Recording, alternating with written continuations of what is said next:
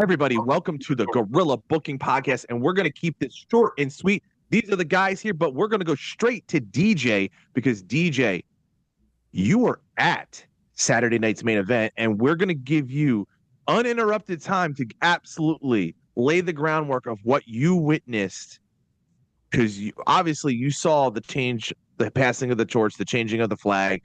You're seeing the entrance to the new era of what WWE is going to go into the future to WrestleMania. Let's hear it from you. So yeah, like you just said, I was at Saturday night's main event in DC. Being there for Cena's last match was absolutely amazing because my first ever wrestling event I went to was in December of 2018, where John Cena was on that card at a live event at a Christmas tour. And it wasn't just seeing Cena, it was just seeing all the other guys, like seeing Leon Slater wrestle for the first time, Dragon Lee wrestle for the first time, seeing AJ Styles, Sol Ruka, Bailey, Ofemi, and Cody Rhodes. Ooh. It's cool to see all those type of wrestlers. But what really, of course, drove me to just trying to go to the show as much as possible and paying $360 fucking dollars to go to those nosebleed seats to watch that show was seeing John Cena's last match. And man, it absolutely delivered for me.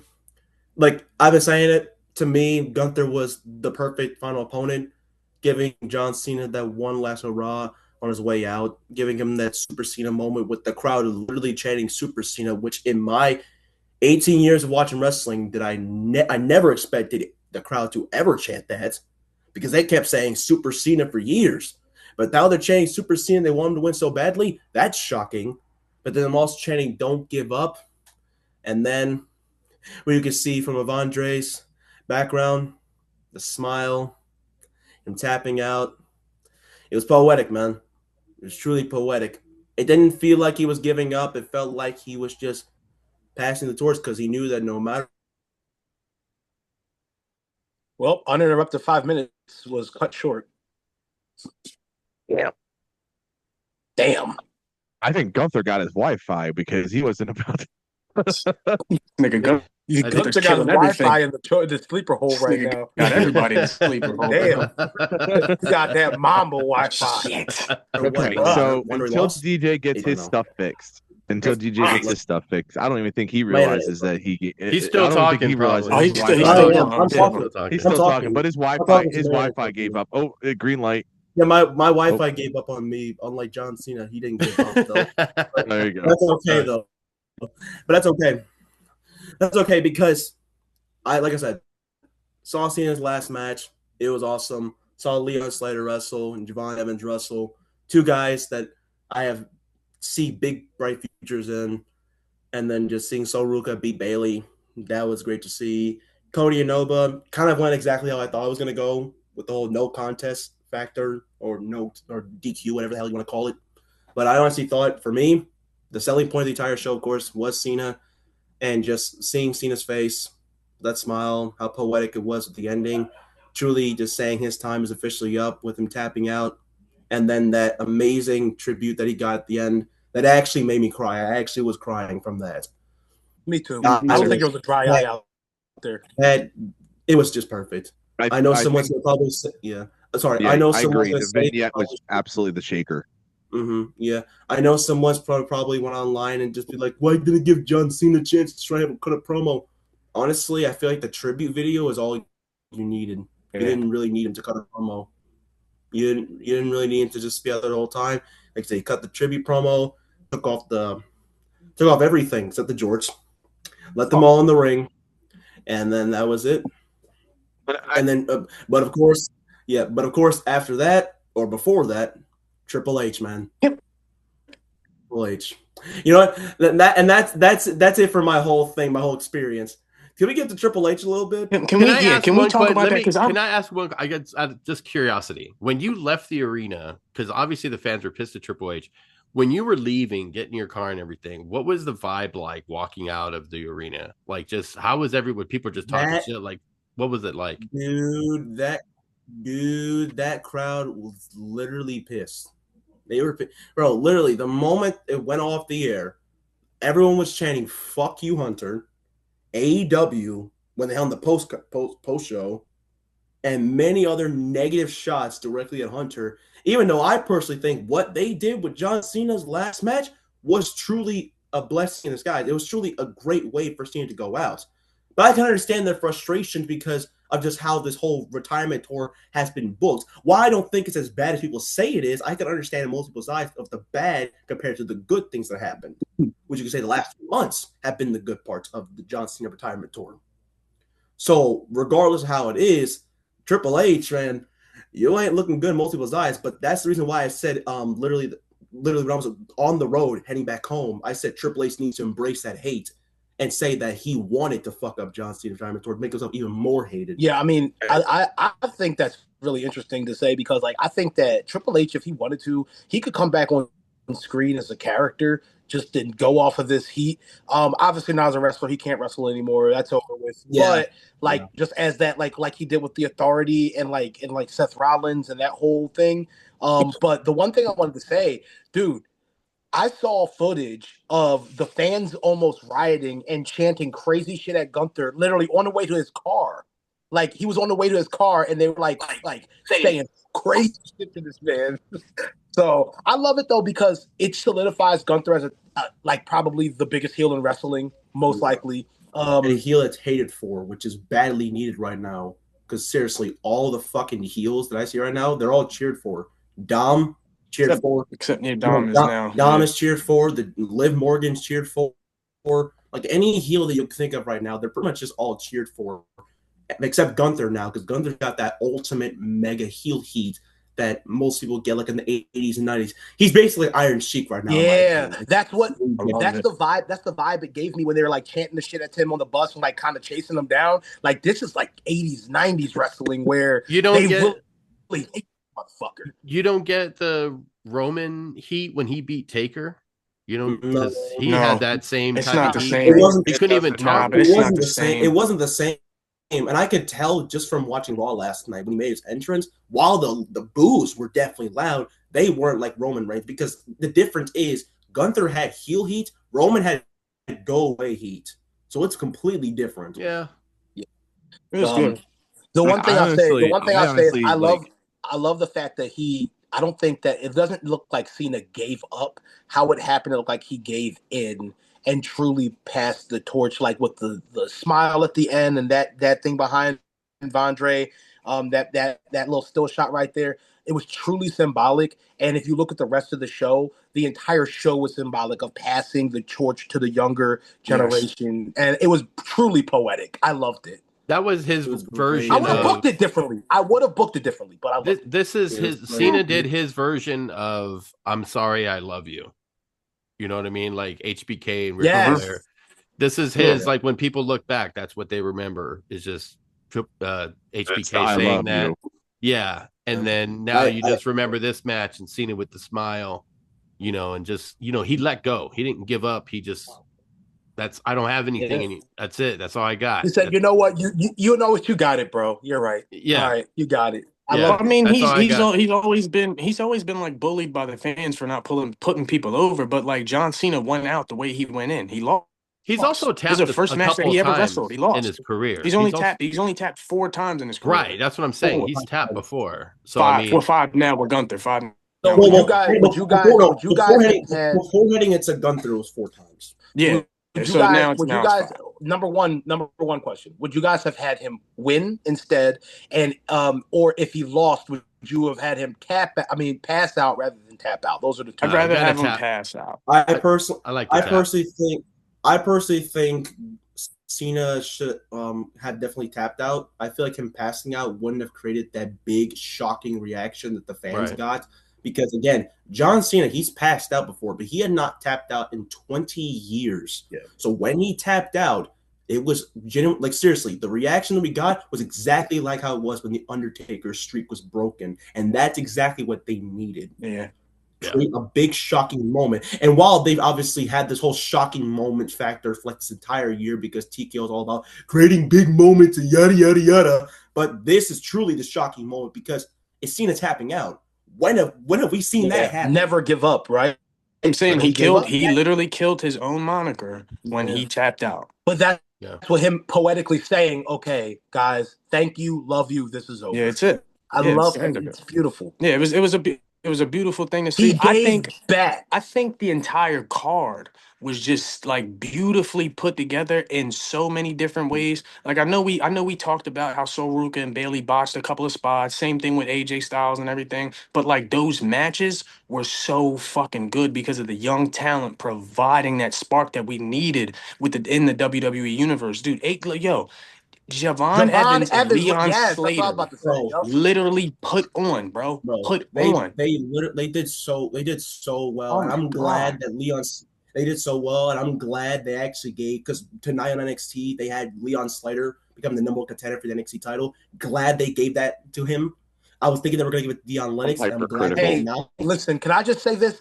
Can I say this? The fact that, and I know that it's just been a hot topic that people have been talking about over the past, since Triple H has taken over, and honestly throughout WWE's history, I love the fact that they are finally pushing some black talent, because there's so many black talented guys on the roster. Not to make it too much about race or anything like that, too political, but too late.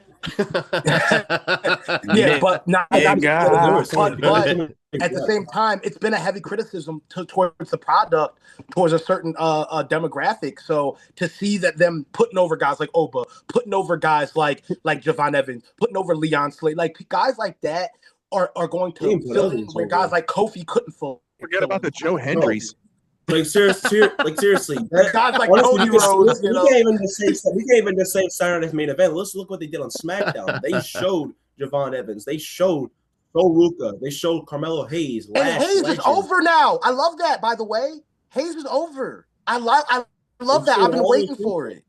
They showed all those black talent and Oba family. They showed all of them. Joe, you need some more Adderall. Like, listen, Joe's falling down now. Joe was a mile a minute. Y'all are just running rampant now. It's intense. This is where I'm like, go ahead, Joe. You can host. Joe just sitting there, let motherfuckers just talk. Didn't we have a segue to get to 10 minutes ago? DJ had his little minutes. Joe, didn't we have other shit we're going to talk about? We're talking about black-owned talent. We got 2 more things to talk about, but listen, we have 2 more things to talk about. But here's the thing. One, you totally didn't talk about R-Truth and Joe Hendry, which is fucking diabolical crazy work, because that shit was hilarious. That was great. Sorry, I forgot time, but yeah. Which shows that even like now that like it's a great representation of NXT, because like you just said, like we brought a bunch of NXT people up to host a PLE. It's not even really a PLE, the Saturday night show, and they absolutely killed it. They even brought in TNA talent, and they absolutely killed it. Leon Slater absolutely killed it. Like, he shows that he can be, once his contract's up in TNA, he's definitely going to be a WWE superstar. Can I make one? Can I make one suggestion, Joe? I don't mean to cut you off. I don't mean to cut you off, Joe. I don't mean to cut you off, but I know I can't help him. Joe, you're about to go crazy, and I just want to put this out there.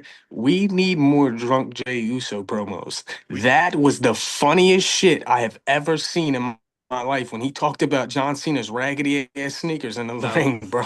Yeah, he was like, what were those? I literally found that out. I did hit him with a what are those? Bro, he was over there. That's my dog, man. I'm drunk as shit. The next day after Saturday Night event, I woke up. I literally saw that just from watching Minnie and Nate's video, and I didn't even know this. And when I saw that, oh my god, I was laughing so much. Drunk Jey Uso is the shit. He makes the best moments, bro. That's where Yeet came from with him and Cody. Yeah, that was from him and Cody. Yeah, they kept saying Yeet, even though he didn't create the word. Uso had a couple of libations. Yeah, he had a couple of libations. Well, and actually, the whole Yeet thing actually been here since both our daddies. The whole Yeet thing actually came from Sammy, but Jey Uso made it. No. You're not understanding. That whole Yeet word came from fucking California. It's a California term. West Coast. Yeah. Yeah, it's a West Coast term. Yeet's been around. An actual indie wrestler in California owns the copyright to the word Yeet. Because it's a West Coast fucking. I mean, it's California, but West Coast guys in Northern California. And Jey Uso has made it more mainstream. A friend of the community actually knows the guy who has the copyright to it. That and fun WWE fact, had to come ask him for. Nice. Fun fact: Jimmy's the one who was saying Yeet before Jay was. If you go back, he's been saying that for years. He was saying it for years. Yeet is the West Coast. It's West Coast John. You know what I'm saying? It's a California thing, yeah. So that's why it's like people such and such came up with this. No, it's just a word. That's why it was funny when Jay was saying it with Cody. Like it's like okay, it's like when I hear Jacob Fatu cut a promo, I'm like, this dude's from Cali. If you're from Cali and you hear him talk, you know this guy's from Cali. Bro, I don't even have to be from Cali. He sounds like Ice Cube when he fucking talks. Those people who don't know the difference. Blood gang member, bro. He is a Pyru. Oh, I'm aware. Member. Okay? That nigga talks like he's an NWA.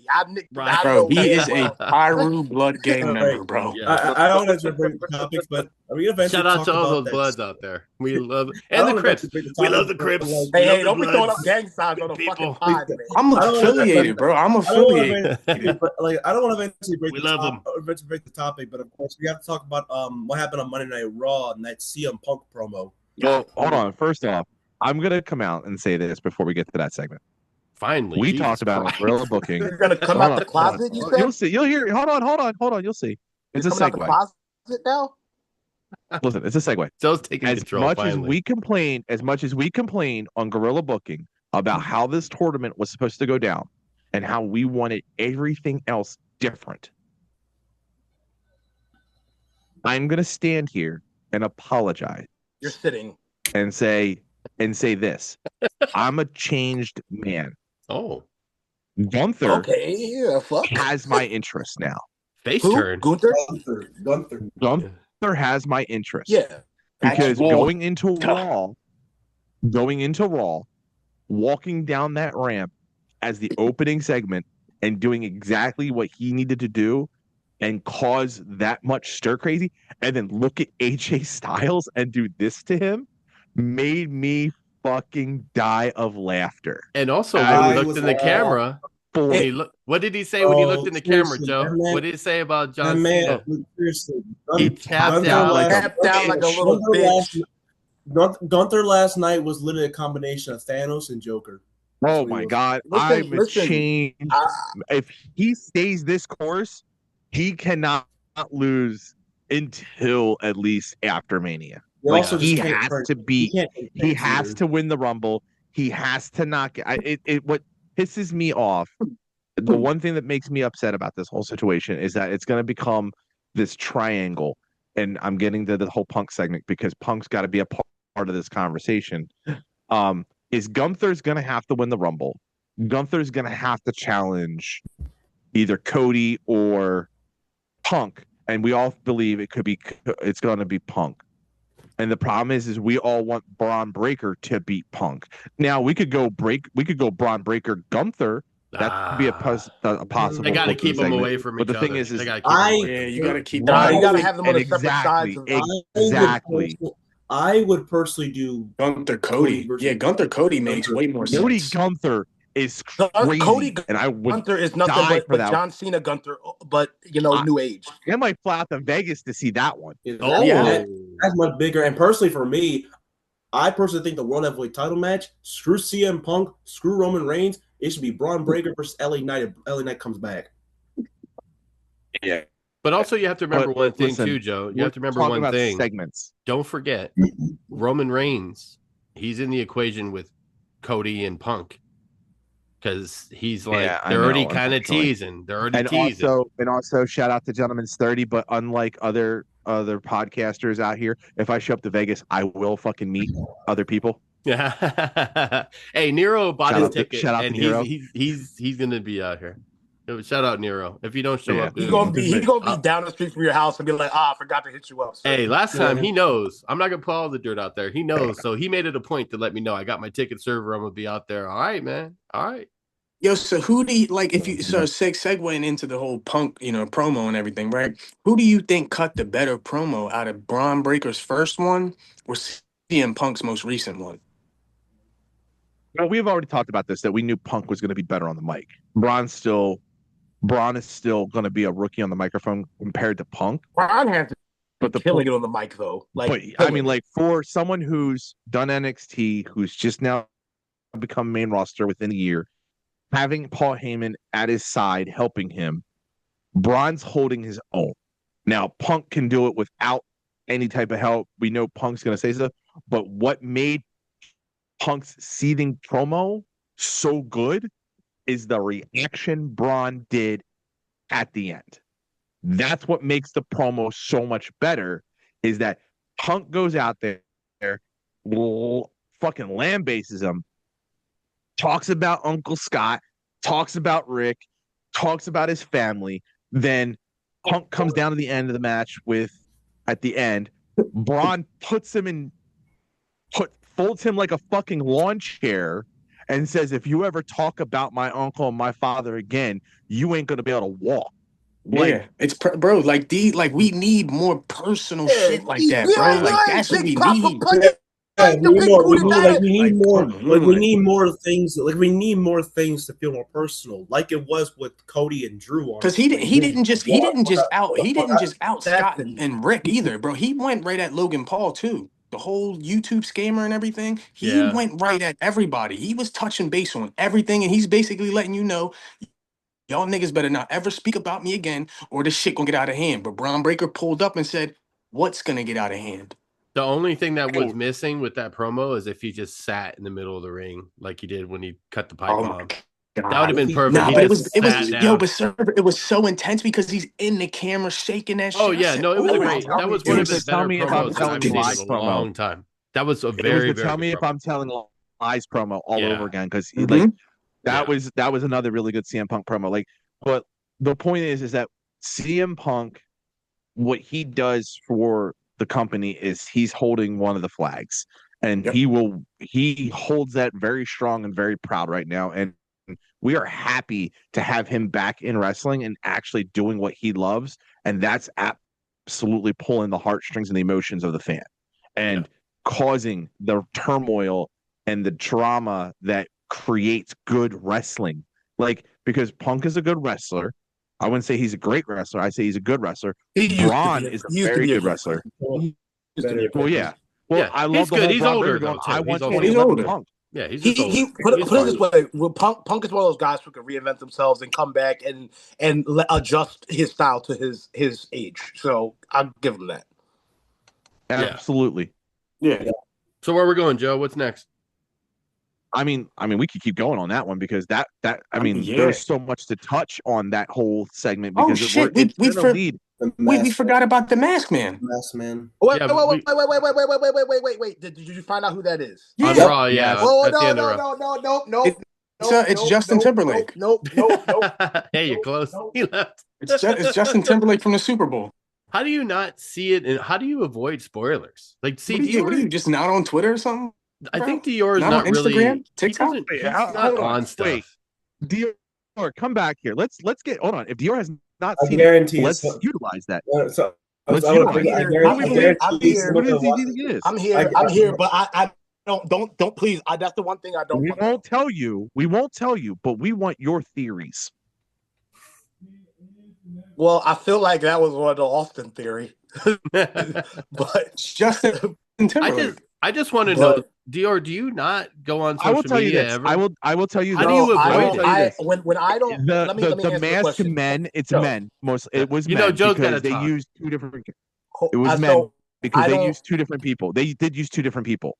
War Games was one, and then the Raw say, "Oh, I do." I got that. So to answer Server's question, I when I don't watch Raw on Monday, I stay off of social media until I watch it, usually on Tuesday, which is usually after this podcast.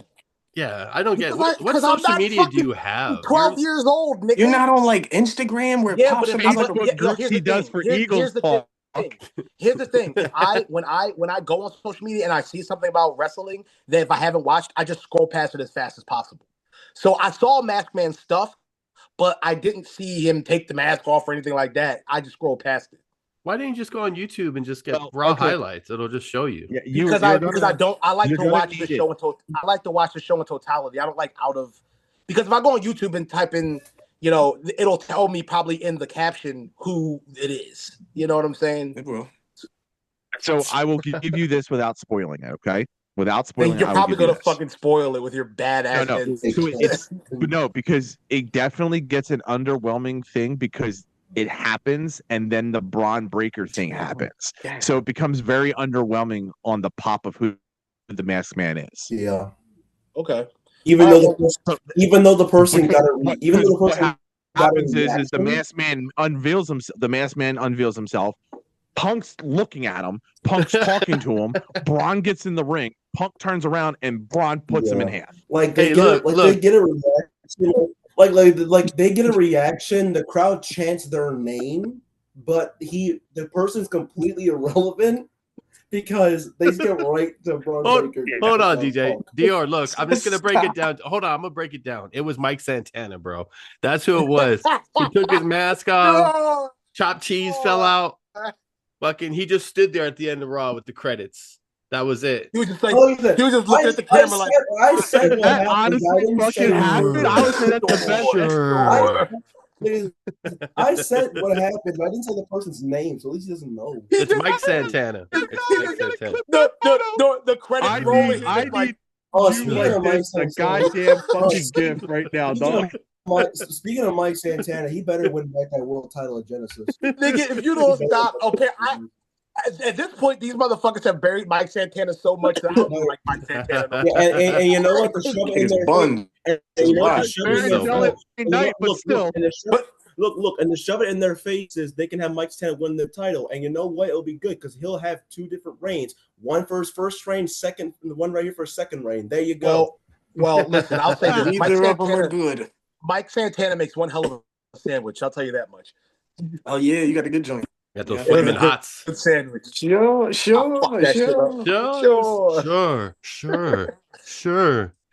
Joe, we got 7 minutes left. Well, how are we ending it? How we ended it in the deli. In the camera with the side thumb. Let's talk about the fuck out, bro. In the camera. I don't think Right. anyone else is gonna talk These are going to about. be new gifts in the server, by the way. I want to talk about one that I figured out about. I honestly think. Do you guys want to talk about Maxine? Yeah, sure. Let's talk about Maxine. Sure. Sure. I'm fucking Sure. Oh my god. Yo, but listen, I'll say this, man, about Maxine. I'm on the level of Andre right now. I can't even hit my bones, bro. I can't even do it. Sure. Oh my god. Listen, I to your question, DJ, or to your point about Maxine, I don't know what you're about to say, but I love what they've been doing with her and the whole Natalia thing. Those segments have been awesome. I don't know if anything's come of it yet, but Hey, you know what? Maxine actually had listen. You haven't watched Raw, but Maxine Dupree actually had a really good match. Like, I will tell you that. I'll give you a minute. She's been tearing it up. She's gotten better. Really She's good gotten fucking better. match. She wrestled Ivy Niles, and she actually had a really good match. What is with you and putting fucking S's on the people's names? It's Niles, not Niles. It's Burroughs. It's where Mike Santana's from. He's from the Burroughs. Mike Santana. I agree with Santana's from the Bronx. Yeah, but I agree with Joe. Maxine and Ivy had a really good Intercontinental title match. That really shocked. It was a really good match. You would appreciate that match. Yeah, I'm probably gonna watch it like after we get off, or tomorrow. You're not. You're not gonna watch it at all. Yeah, nigga, I watch Raw every week, one way or another. And to answer what you said, honestly, it's watch the opening segment. Joe loves to talk. Thumbs Joe up. said, Hold "Fuck on. you, DJ." He just jumps over everyone's shit. Look at that. Oh, yeah, you can do the thumbs up. Yeah, that's the show. Sure. Oh man. I was gonna say before you guys break watch it down. The CM Punk promo. Watch the Intercontinental Women's match. Watch the end match. That's literally Raw. I'm gonna say something, and this is a hot take, and I don't care what you guys think about it either. Is there somebody I don't find appeasing or appealing whatsoever, and I think she's absolute dog shit? I think that Lyra Valkyria fucking sucks. I'm not a fan. Absolutely sucks. I mean, what's wrong? Why do you hate her so much? She's fucking buns. What does she do? Just being a fantastic wrestler. She's a good wrestler. I just don't personally. I just don't find her fucking appealing. I'm the same way. I don't get it. I'm gonna do cooked and cooking. but I'm gonna do it wrestler style. Who is cooking? I'm just gonna do cooking. I mean, who's cooking right now? I mean, can I talk about my girl? Can I talk about my girl Jade Cargill, who's absolutely cooking right now? I fucking bro. what? She didn't even have a 10-minute match. Bro, she's been better, way better on the mic. Moves in 5 minutes. That's all she does. Yeah, and that's the issue. It's not just the fact that she just barely does moves. The fact that she doesn't have any credible challengers. Because SmackDown's women's division, I've been saying for months, is fucking buns. It's terrible. It's buns. I agree with that. But don't undersell Jade, bro. Literally, the SmackDown women's division is buns with extra assists. Don't undersell Jade, dude. And we can't sit here and pick about she does 5 moves. So does Gunther. We love Gunther. You know what I'm saying? No, he don't. He does more. He's real graps. What are you talking about? Bro, are you comparing Jade to Gunther? Wait, did you just compare Jade Cargill to Gunther? I'm gonna say this right now. This is my hot take for the fuck. This is gonna be Hot Take Tuesday. My hot take today is that while I definitely like Gunther, I think that Gunther is probably the most overrated pure wrestler on the roster. Bro, Server, do you see that picture right there? I gave up. I think he's the most overrated pure wrestler on the roster. I can't deal with much Jade Cargill match. I can't deal with much Jade Cargill matches because their normal matches are pretty much the same. I can name you. Wait, let's not talk over each other. Everyone's just fucking talking like this is a fucking like I can name insane off the bat VC right now. Wrestlers. I could talk off the bat. I can name 5 wrestlers off the bat who I think are better pure wrestlers, technicians than Gunther right now. Period. But wait, you say so many things in you just went from Jade Cargill to Gunther. Yeah, we went from fucking Jade Cargill, and again, because I was literally criticizing Jade Cargill because I said that we are talking about she does 5 moves and then she's done. Like I've said, Gunther does about 5 moves too. If you think about it, he doesn't. Yeah, but like name more than 5 moves. Name more than 5 moves. So if I name 6, then I mean I win the point. He does a splash. He does a sleeper hold. He does a chop. He does a suplex. If you want a couple of different suplexes, powerbomb, and he does a powerbomb. Russian leg sweep, abdominal stretch. Yeah, dude, he's like one of the most sound. He did do it. He's like a throwback wrestler. He did it to throwback. solo. We got a minute left, dude. Jade Cargill be doing. My God! Thank you guys for watching. Better than AJ Styles. Thank you for being a part of Gorilla Booking. Yeah. I'm almost doxed myself. Fuck it. I'm Brian. There's Joe. Hi, Brian. This one went off the fucking rails real fast. I'm the big booty daddy. Comment, subscribe. Got freaks 9 days out the week. Appreciate everybody. You ain't the big booty daddy. His name and he appears. We're all getting off here, but Joe Hendry's a believer. There you go. Bye, guys. This was horrible.